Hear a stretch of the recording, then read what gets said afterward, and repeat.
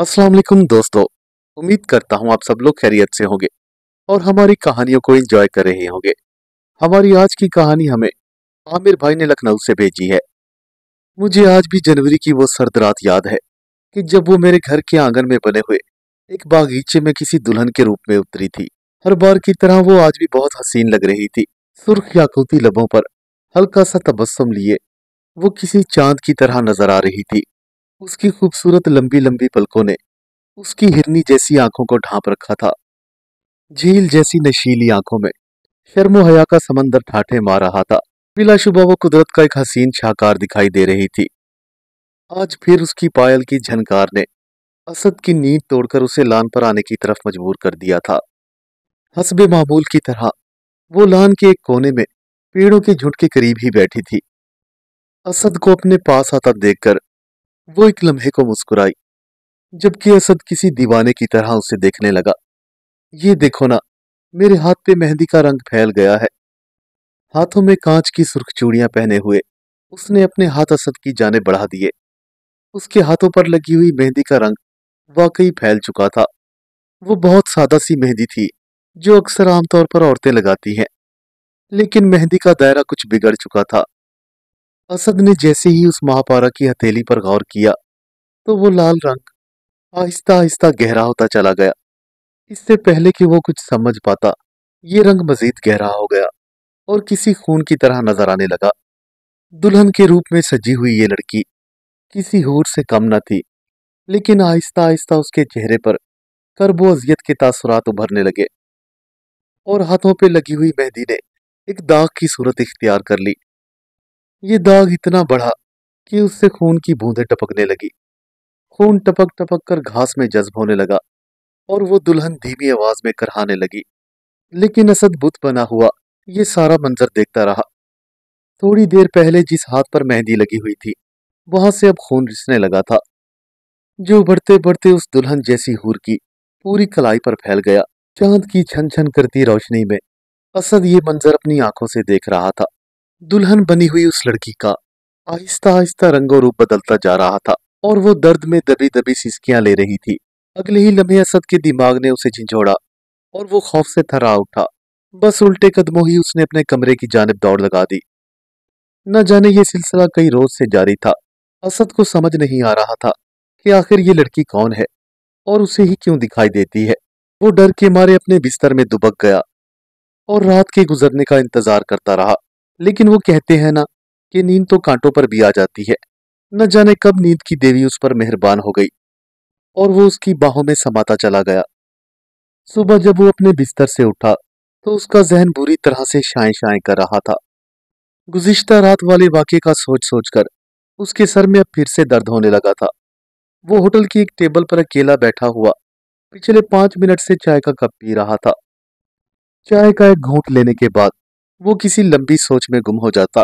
आखिर वो कौन थी जो उसे हर रात एक दुल्हन के रूप में नजर आया करती थी? आखिर क्यों वो मुझे ही क्यों नजर आती है? मेरा भला उससे क्या वास्ता है? अपने माजी में तो मैंने कभी किसी दुल्हन से ज्यादती नहीं की, तो फिर वो कौन है? उसका जहन माजी की यादों में डूबता चला गया, क्योंकि अब तक उसका वास्ता किसी नौजवान लड़की या दुल्हन से नहीं पड़ा था। आखिरकार थक हार कर उसने चाय का कप दोबारा अपने होठों से लगाया, लेकिन सामने वाला मंजर देखने के बाद तो वो अपनी पलकें झपकाना ही भूल गया था। होटल के बाहर वाली रोड पर एक इंतहाई खूबसूरत लड़की सड़क पर से अपनी किताबें उठा रही थी। शायद उसकी किसी से टक्कर हो गई थी और अब वो अपना बिखरा हुआ सामान समेट रही थी। असद के दिल से रात वाली सारी बातें एक लम्हे के लिए निकल गई। जिस परेशानी को भुलाने के लिए वो काफी देर से कोशिश कर रहा था, वो एक लम्हे में ही पूर हो गई थी। अपनी 30 साल जिंदगी में उसने आज तक किसी लड़की को अपना दिल ना दिया था, लेकिन उसे नजर आने वाली ये लड़की उसके दिल के तारों को छेड़ गई थी। वो मबहूत सा होकर उसके हुस्न बा कमाल को देखता रहा। एक लम्हे को उसे ऐसा महसूस हुआ कि जैसे उसका दिल धड़कना ही भूल गया था। वो तेजी से अपनी जगह पर से उठा और बाहर की जानिब लपका। इसी उजलत में चाय का कप उसके हाथ से गिर गया, लेकिन असद ने इस बात की कोई परवाह न की। उसने जल्दी से अपनी जेब में से 500 का नोट निकाला और वेटर की जानिब बढ़ा दिया। लेकिन होटल से बाहर आकर उसे परेशानी का सामना करना पड़ा। वो अप्सरा जा चुकी थी। अब वो ठीक उसी जगह पर खड़ा हुआ था जहां कुछ देर पहले उसने उस लड़की को देखा था। लड़की किसी छलावे की मानद गायब हो चुकी थी और असद अपना मुंह लटकाए इधर उधर देखता रहा। शिट यार, कितनी हसीन लड़की थी। अगर वो मनहूस वेटर मेरे रास्ते में ना आता तो मैं अब तक उस लड़की से बात कर चुका होता। अपने मुंह में बड़बड़ाता हुआ अब वो अपनी कार की जानिब बढ़ गया। तमाम रास्ते वो उस लड़की के बारे में सोचता रहा। घर पहुंचने के बाद वो सीधा अपने कमरे में आकर अपने बिस्तर पर लेट गया। उसका जहन तो अब भी वही सड़क पर रह गया था। न जाने वो कई घंटों तक उस लड़की के बारे में सोचता रहा। अगले दिन वो दोबारा उसी होटल में उसी टेबल पर मौजूद था। उसकी नजरें बदस्तूर शीशे के बाहर की जानिब देख रही थी। वो काफी देर से उस लड़की का इंतजार कर रहा था। फिर अचानक ही वो अपनी कुर्सी से उठ खड़ा हुआ। 3-4 किताबों को अपने सीने से लगाए गुलाबी कमीज शलवार में मलबूस एक हसीन लड़की आगे की जानिब बढ़ी जा रही थी। गैर इरादी तौर पर होटल के करीब से गुजरते हुए उसने एक सरसरी सी नजर असद पर डाली और अचानक ही वहां से गायब हो गई। जबकि असद उसे देखते ही दुनिया और माफिया से बेगाना हो गया था। असद कल की तरह आज भी होटल से भागता हुआ बाहर की जानिब आया, लेकिन उसे आज भी देर हो चुकी थी। दूर दूर तक लड़की का कोई नामो निशान न था। वो फिर से अपना मुंह लटकाकर अपनी गाड़ी की जानिब खरामा खरामा चलने लगा। क्या यार, मैं आज भी उससे बात नहीं कर पाया। ये मोहब्बत भी ना एक अजीब जज्बा है। जब होती है तो ना दिन देखती है और ना रात। आखिर मैं कैसे उस लड़की से बात कर पाऊंगा। वो मुसलसल अपना सर खुजाता हुआ गाड़ी की जानिब बढ़ रहा था। ना तो वो उस लड़की को जानता था और ना ही उसका कोई अता पता। बस एक जज्बा था कि जो अचानक से उसके दिल में शुरू हो गया। उसके दिलो दिमाग में एक जंग सी छिड़ गई, क्योंकि पिछले 2 दिनों में वो एक लम्हा भी सुकून का ना गुजार पाया था। चाहे जो भी हो जाए, मैं किसी भी कीमत पर उस लड़की को हासिल करूंगा। कल मैं उसे जरूर बताऊंगा कि मैं उससे कितनी मोहब्बत करने लगा हूं। वो एक ही नजर में मेरा दिल चुरा कर ले गई है। उसे क्या मालूम कि एकतरफा मोहब्बत की शिद्दत क्या होती है। अगली रोज उसने अपनी गाड़ी सड़क की साइड में खड़ी की और उसके पास ही टेक लगाकर खड़ा हो गया। उसके तेवर देखकर अंदाजा हो रहा था कि उसने उस लड़की से बात करने का पक्का इरादा कर लिया है। हालांकि सड़क पर उस वक्त बहुत से लोग मौजूद थे, लेकिन असद को किसी की कोई परवाह ना थी। तकरीबन उसे खड़े खड़े 2 घंटे गुजर चुके थे, लेकिन वो लड़की अभी तक वहां से ना गुजरी थी।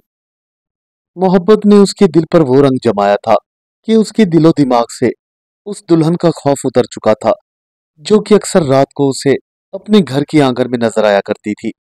आज से चंद दिन कबल तो वो उस लड़की की परेशानी में मुब्तला था, लेकिन जब से असद की जिंदगी में ये लड़की आई थी, उसके दिलो दिमाग से तमाम पिछली बातें रफू चक्कर हो गई और ना ही पिछले 2-3 दिन से वो दुल्हन उसे दोबारा नजर आई। वो तो बस इश्क के समंदर में गोता जन होने को तैयार था। खैर, आखिरकार वो वक्त आ ही पहुंचा जब असद का इंतजार खत्म हो गया। वो लड़की बड़ी शाने बेनियाजी से चलती हुई असद की जाने बढ़ती हुई चली आ रही थी। उसे देखते ही असद के दिल की धड़कनें एकदम से तेज हो गई। वो लड़की जैसे ही असद के पास से गुजरी तो वो खुद को काबू में न रख पाया। एक्सक्यूज मी, क्या आप मेरी बात सुनना पसंद करेंगी? असद ने सवालिया नजरों से उस लड़की की जानिब देखते हुए कहा। असद की आवाज सुनते ही वो लड़की एक लम्हे को रुक गई और मुड़कर हैरान कुन नजरों से उसकी जानिब देखने लगी। उस परी को अपने इतने करीब पाकर असद तो जैसे कुव्वत गोयाई खो बैठा था। लड़की की नजरों में सवालिया सा गुस्सा उभरा और वो उसे नजरअंदाज करके आगे की जानिब बढ़ने लगी। ओ एक्सक्यूज मी, जरा रुकिए तो। इससे पहले कि वो मजीद आगे बढ़ती, असद ने फौरन ही आगे बढ़कर उसे रोका। देखिए मेरा मतलब है, मैं आपसे बात करना चाहता हूँ। क्या आप मेरे साथ 2 मिनट चाय पीना पसंद करेंगी? वो सामने टेबल पड़ी हुई है। असद ने फौरन ही बेकरारी से कहा, लेकिन लड़की ने उसे इग्नोर करते हुए फिर से आगे बढ़ गई। देखें, प्लीज प्लीज मेरी बात सुन लें। अरे ओ मिस्टर, मैं आप जैसे लोगों को बड़ी अच्छे तरीके से जानती हूँ, समझे? मेरे ख्याल में आपने लड़कियों को तंग करने के लिए ये नया तरीका ढूंढा है।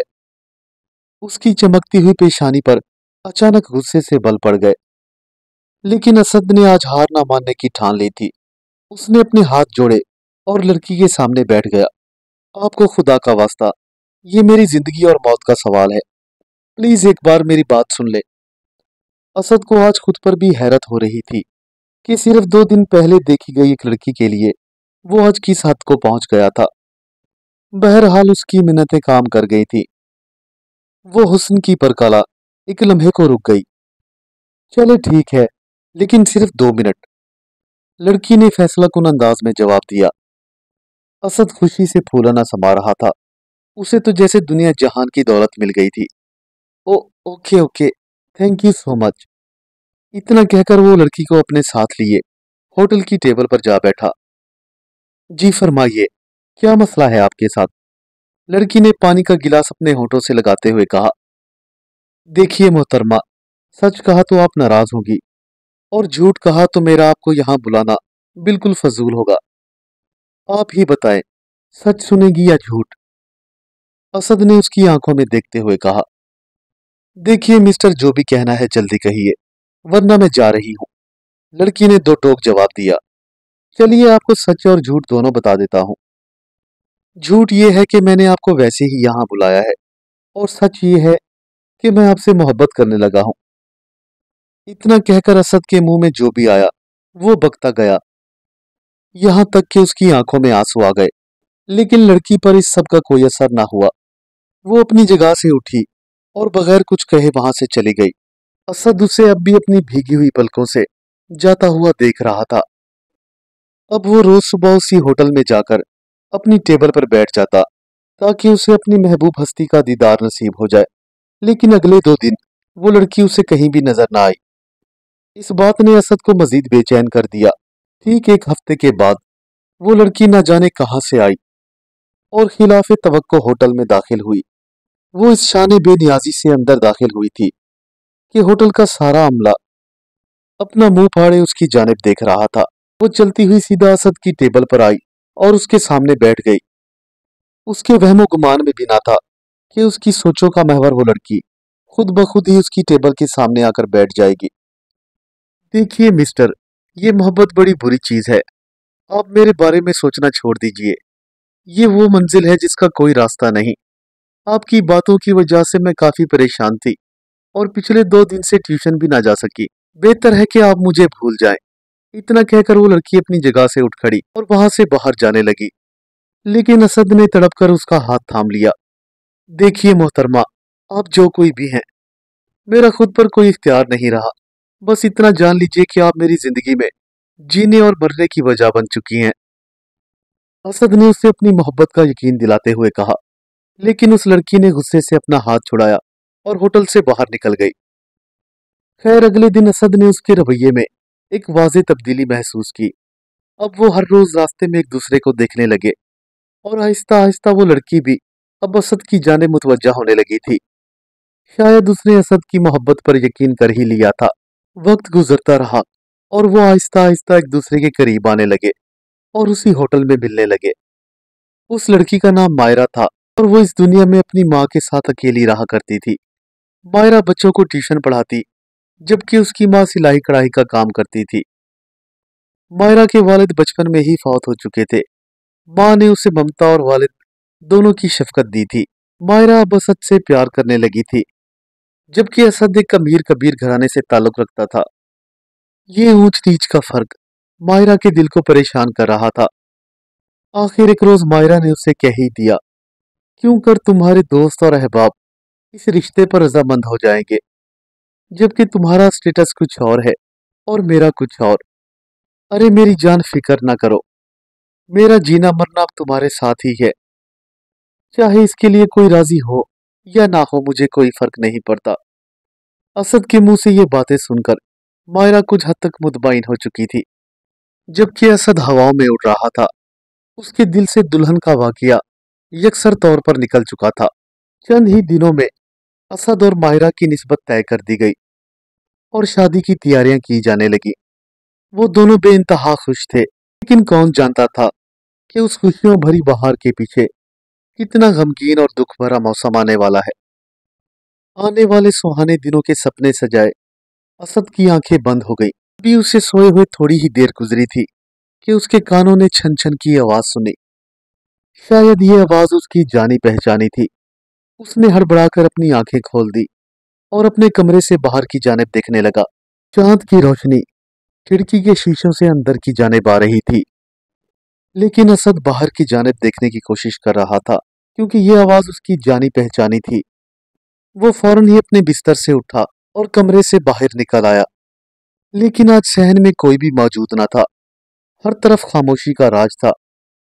दुल्हन का वाकया जो पहले उसके साथ पेश आ चुका था उसके जहन में घूमने लगा। ओ मेरे खुदा, तो क्या वो फिर से आ गई है? ये सोचकर ही उसे खौफ से झुरझुरी सी आ गई और वो कुछ बिना सोचे समझे अपने लान की तरफ बढ़ गया। अगले ही लम्हे वो दुल्हन अपनी तमाम तर्रानाइयों और हौलनाकियों के साथ असद के ऐन सामने खड़ी हुई थी। असद ने उसे देखते ही एक जोरदार चीख मारी और वहीं बेहोश हो गया। साहब जी उठें, उठें, क्या हुआ आपको? उसका मुलाजिम रफीक उसके सर पर खड़ा हुआ उसे मुसलसल झिझोड़े जा रहा था। हाँ, हाँ मैं ठीक हूँ, उसने अपनी बोझल आंखों को बमुश्किल खोलते हुए कहा। फिर अचानक उसे रात वाला वाकया याद आने लगा। वो वो दुल्हन न जाने कौन है। आखिर मेरा उससे क्या ताल्लुक है? क्यों मेरे पीछे पड़ गई है? न जाने कई सवाल असद के जहन में गर्दिश करने लगे। अभी असद इन बिखरे हालात में उलझा ही हुआ था। मायरा के घर पर रात के अंधेरे में चोरों ने धावा बोल दिया। मज़ाहमत पर उन्होंने फायरिंग की, जिसके नतीजे में मायरा शदीद जख्मी हो गई, जबकि उसकी मां मौका पर ही जाँ बहक हो गई। वो जल्दी से हॉस्पिटल की जानिब भागा। एक गोली मायरा के कांधे को छूकर गुजर गई थी, लेकिन बहुत खून बह जाने की वजह से उसकी हालत गैर होती जा रही थी। डॉक्टर उससे मुसलसल खून की बोतलें चढ़ा रहे थे और वो स्ट्रेचर पर बेहोश पड़ी हुई थी, जबकि असद गम की शिद्दत से निढाल उसके सिराने बैठा हुआ था। अचानक उसे महसूस हुआ जैसे बेड की चादर तेजी से सरकी हो। उसने फौरन मायरा की जानिब देखा, जिसने अपना हाथ तेजी से पीछे खींचा था। वो आंखें खोलकर असद की जानिब देख रही थी। उसे होश में आता देखकर असद के चेहरे पर खुशी के आसार उमड़ आए, लेकिन ये खुशी आरजी थी। मायरा अचानक एक झटके से उठकर बैठ गई। क्यों असद साहब, क्या हुआ? दर्द हो रहा है? मायरा के मुंह से उसकी बजाय अब किसी और की आवाज आ रही थी। ये उसी दुल्हन की आवाज थी जो अक्सर असद को अपने घर में नजर आती थी। देखो ना असद, तुमने तुमने मेरी मेहंदी का रंग खराब कर दिया। माहिरा के जिस्म पर अब पूरी तरह से उस दुल्हन ने अपना कब्जा जमा लिया था, जबकि असद खौफ के मारे उसके बेड से पीछे सुरकने लगा। हा हा हा, मैं इसे नहीं छोड़ूंगी, तब तक इसके जिस्म में रहूंगी कि जब तक इसकी रूह निकल नहीं जाती। इतना कहकर एक झटके से मायरा का जिस्म फिर से बेड पर गिर गया और वो पहले की तरह बेहोश हो गई। लेकिन असद दहशत के मारे उसे देखता रहा। मायरा के बाजू पर खून का एक छोटा सा धब्बा था। फिर अचानक उस धब्बे से खून की बूंदें निकलने लगी। ये मंजर देखकर असद भौचक्का सा रह गया। वो समझ नहीं पा रहा था कि आखिर किस तरह से वो खुद को और मायरा को इस मुसीबत से बचाए। उसने फौरन ही अपनी जेब से मोबाइल निकाला और अपने दोस्त आरिफ को कॉल की। अरे यार आरिफ, तू कहाँ गुम हो गया है? देखना मैं कितनी मुसीबतों में घिरा हुआ हूँ। असद ने रोनी सी सूरत बनाते हुए कहा। मुझे तेरी मदद की जरूरत है। हाँ हाँ असद, बोलो क्या बात है? उधर से आरिफ ने तशवीश भरे लहजे में जवाब दिया। यार तुम्हारे मोहल्ले में वो जो बाबा जी रहते हैं, भला उनका क्या नाम है? अरे कौन, वो मौलाना साहब? हाँ हाँ यार वही, मुझे उनसे मिलना है। असद ने फिर से इल्तिजाया लहजे में कहा। अरे क्यों भाई, खैरियत तो है? आरिफ ने फिर से सवाल किया। हाँ यार बस खैरियत ही तो नहीं है, तुम मुझे पिक करने आ जाओ, फिर मैं तुम्हें सब कुछ बताता हूँ। इतना कहकर असद ने फोन काट दिया। हालांकि आरिफ और असद बहुत गहरे दोस्त थे। दोनों की दोस्ती को ज्यादा अरसा तो नहीं, लेकिन असद ने दुल्हन वाली बात अभी तक आरिफ से छुपाई हुई थी। खैर आरिफ के आने के बाद असद ने सारी कहानी उसके गोश गुजार कर दी, जिसे सुनकर आरिफ भी परेशान हो गया। अब उन दोनों का रुख मौलाना साहब के आस्थाने की तरफ था। मौलाना साहब ने असद की सारी बातें सुनने के बाद जमीन पर एक दायरा लगाया और अपने मुंह में कुछ पढ़ने लगे। अचानक ही कमरे का माहौल बदलने लगा और आहिस्ता आहिस्ता उसमें धुआं भरने लगा। अगले ही लम्हे असद को वही दुल्हन अपने सामने खड़ी हुई नजर आई। वो बड़े मुअद्दबाना अंदाज में मौलवी साहब के सामने हाथ जोड़े खड़ी हुई थी। कौन हो तुम और इन बच्चों को क्यों तंग कर रही हो? मौलाना साहब ने गुस्से से उस लड़की की जानिब देखते हुए कहा, हजरत जी, मैं मुसलमान हूँ और आपकी बहुत इज्जत करती हूँ। मैं इन दोनों को कतई तौर पर नहीं छोड़ सकती, खासकर इस लड़के को। इसने मेरी जिंदगी बर्बाद कर दी। बेहतर यही होगा कि आप इससे मेरे बारे में पूछें। मेरी माँ भी तो बेकसूर थी, आखिर उसे किस जुर्म की सजा मिली? दुल्हन की तरह सजी हुई लड़की ने असद की जानिब कहर बरसाती नजरों से देखा, जबकि मौलाना साहब भी सवालिया नजरों से असद की जानिब देखने लगे। बेटा, तुमने किसी के साथ ज्यादती की थी, याद करो, क्योंकि तुम्हारे मसले का हल अब तुम्हारे पास ही है। जनाब, मैंने किसी लड़की से ज्यादती नहीं की और ना ही किसी की माँ को। माँ से याद आया। इतना कहकर असद एक लम्हे को कुछ सोचने पर मजबूर हो गया। वो माजी की यादों में खो चुका था। उसके वालिदैन बचपन में ही एक एक्सीडेंट में मारे गए थे। वो 6 साल की उम्र से ही दुनिया की बेरहम मौजों का अकेले ही सामना कर रहा था। फिर यूं हुआ कि उसके जहन पर दौलत कमाने का भूत सवार हो गया। जवानी की दहलीज पर कदम रखते ही वो अपने औबाश दोस्तों के हमरा छोटी मोटी चोरियां करने लगा। उसके एक दोस्त ने उसे एक पिस्तौल भी दे दिया था और अब वो चोरियां करने लगे थे। एक मर्तबा उन्होंने एक गरीब सी बस्ती में चोरी करने का मंसूबा बनाया। इस वारदात में असद समेत कुल 3 लड़के थे। वो तेजी से घरों की छतें अबूर कर रहे थे कि उनमें से एक का पांव फिसला और वो घर की एक छत पर ही गिर गया। दूसरा उसे उठाने में लग गया। चलो जल्दी करो, उठो, असद ने आगे से कहा। नहीं यार, मैं और नहीं चल सकता। हम कल ये काम कर लेंगे। मुझसे चला नहीं जा रहा, क्योंकि उसके पांव में एक बड़ा सा कांच घुस गया था, जिससे अब भी खून बह रहा था। इतने में उनका तीसरा दोस्त भी बोला, हाँ यार, चलते हैं, कल फिर आ जाएंगे। लेकिन असद जाने के लिए तैयार न था।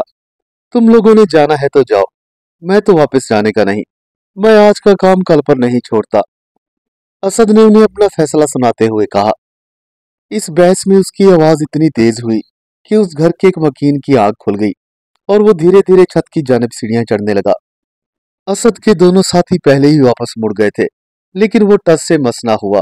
इतने में सीढ़ियां चढ़ते हुए शख्स ने उसे देख लिया और शोर मचाना शुरू कर दिया। चोर, चोर! असद पर नजर पड़ते ही वो शख्स चिल्लाया।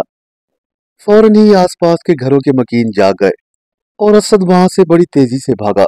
इतने में वो सीढ़ियां चढ़ता हुआ शख्स अब छत पर आन पहुंचा था। ये एक औरत थी जिसने असद को देख लिया था, लेकिन असद तो पहले से ही तैयार था। उसने अपनी पैंट की जेब में से पिस्टल निकाला और उसकी तरफ फायर कर दिया। फायर करने के बाद उसने एक पल के लिए भी पीछे मुड़कर न देखा कि क्या हुआ है, और फिर वक्त गुजरने के साथ साथ वो इस वाक्य को मुकम्मल तौर पर भूल गया। तमाम उम्र वो उल्टे सीधे काम करता रहा। उसे बेपनाह दौलत मिली और आज वो एक अमीर आदमी बन गया था। बस मौलाना साहब, इसके आगे मुझे कुछ और याद नहीं आ रहा। मेरे ख्याल में बस मुझसे यही गलती हो गई थी। बेटा, तुम्हें एहसास भी है कि तुमने क्या किया था। अब जाओ और खुद तलाश करो कि हकीकतन वहां क्या हुआ था। अगर तुम माहिरा की जिंदगी बचाना चाहते हो तो जल्द से जल्द इस गुत्थी को खुद सुलझाओ। इतना कहकर मौलाना साहब खामोश हो गए। इससे पहले कि असद वहां से उठ के बाहर की जानिब जाता, वो दुल्हन के लिबास वाली लड़की फिर से कमरे में नमूदार हुई। मौलाना साहब, ये आपको कुछ क्या बताएगा? मैं ही आपको सारी कहानी सुनाई देती हूँ। जिस औरत को इसने फायर मारा वो मेरी वालदा थी और मैं उन्हीं की इकलौती बेटी हूँ। उस रात मेरी मेहंदी थी। हमारा खुशियों भरा शादी वाला घर अब मातम कदा बन चुका था। फायर की आवाज सुन के मैं जैसे ही कमरे से बाहर निकली तो मेरी माँ सीढ़ियों पर बेसुध पड़ी हुई थी और उसके सर से खून बह रहा था। बस उसी रात मैंने शीशे से अपनी नब्ज काट कर अपनी जिंदगी का हमेशा हमेशा के लिए खात्मा कर लिया। इतना कहकर वो लड़की धाड़े मार मार के रोने लगी, जबकि असद ने परेशान होकर अपना सर पकड़ लिया। उसे अंदाजा भी नहीं था कि उसकी वजह से कितनी बड़ी कयामत गुजर चुकी थी। ओ, ये तो बहुत बुरा हुआ, मौलाना साहब ने बड़े तशवीश आमेज लहजे में कहा। इसका मतलब ये हुआ कि तुम इस दुनिया से नामुराद ही चली गई और तुम्हारी रूह भी आज तक भटक रही है। तुम भी बेकसूर थी और तुम्हारी माँ भी। सारा का सारा कसूर असद का है। मगर देखो बेटा, अब ये अपने किए पर शर्मिंदा है और तुमसे माफी का खास्तगार है। मैं चाहता हूं कि तुम इसे माफ कर दो और इस लड़की को भी। मौलाना साहब ने असद की तरफ इशारा करते हुए कहा, जो इस वक्त पूरी तरह से रो रहा था। मौलाना साहब, मैं इसे अपना खून तो माफ कर सकती हूँ, लेकिन मेरी बेकसूर माँ का क्या कसूर था? मैं जानता हूँ बेटा, तुम्हारी माँ बेकसूर थी, लेकिन मायरा की माँ भी तो बेकसूर थी। देखो, वो भी तो चोरों के हाथों बेगुनाह मारी गई। क्या उन्हें मैंने मारा है? कुदरत ने खुद अपना हिसाब बराबर कर दिया है। देखो मेरी बेटी, सजा देने वाला अल्लाह है। अगर असद ने बुरा किया है तो उसको उसकी सजा भी जरूर मिलेगी। मैं तुमसे दरखास्त करता हूँ कि तुम यहाँ से चली जाओ और उन्हें हमेशा हमेशा के लिए माफ कर दो। नहीं मौलाना साहब, आप मुझे मजबूर मत करें, मेरे लिए यह नामुमकिन है। वो बोलते बोलते अचानक ही खामोश हो गई। उसकी आंखों से आंसू मोतियों की तरह बहने लगे थे। असद काफी देर से खुद पर कंट्रोल किए बैठा था। जब फरजाना ने उसे माफ ना करने की ठान ली तो वो उसके कदमों में गिर गया। फरजाना, मैं तुमसे दरखास्त करता हूँ, प्लीज प्लीज मुझे माफ कर दो। तुम्हें खुदा का वास्ता, हमारी मोहब्बत का मान मत तोड़ो। अब इस तरह बेसुकून रहकर ये पहाड़ जैसी जिंदगी मुझसे न कट पाएगी। मुझे मजीद अजियत मत दो। वो अपनी भीगी हुई पलकों और भराई हुई आवाज से मुसलसल माफिया मांग रहा था। नहीं असद नहीं, प्लीज मेरे सामने हाथ मत जोड़ो, मैं जा रही हूँ। नहीं फरजाना, मैं तुम्हें नहीं जाने दूंगा जब तक कि तुम मुझे माफ नहीं कर देती। मैं तुमसे वादा करता हूँ कि मैं तुम्हारी माँ की कब्र पर कुरान खानी कराऊंगा और हमेशा हमेशा के लिए ये तमाम गलत काम छोड़ दूंगा। लेकिन फरजाना ने उसकी बात का कोई जवाब ना दिया। अचानक ही पूरे कमरे में हर तरफ धुआं सा छाने लगा और वो दुल्हन सरापा धुएं में तहलील होने लगी। अलविदा असद, अलविदा। जाओ, मैंने तुम्हें माफ किया, लेकिन इतना याद रखना कि रोजे महशर मैं तुम्हारा गिरेबान जरूर पकड़ूंगी। इतना कहकर फरजाना वहां से हमेशा हमेशा के लिए चली गई। और उधर हॉस्पिटल में मायरा को भी अब होश आ गया था। वो दुल्हन हमेशा हमेशा के लिए जा चुकी थी और उस दिन के बाद फिर दोबारा कभी असद को नजर न आई। असद और मायरा आज भी हंसी खुशी अपनी जिंदगी गुजार रहे हैं और बाकायदगी से फरजाना और उसकी वालदा की कब्र पर कुरान खानी कराया करते हैं। उम्मीद करता हूँ आपको आज की वीडियो पसंद आई होगी। चैनल को ज्यादा से ज्यादा सब्सक्राइब करें और वीडियो को अपने फ्रेंड्स के साथ शेयर करना ना भूलें। मिलते हैं कल एक नई कहानी के साथ। तब तक के लिए अल्लाह हाफिज।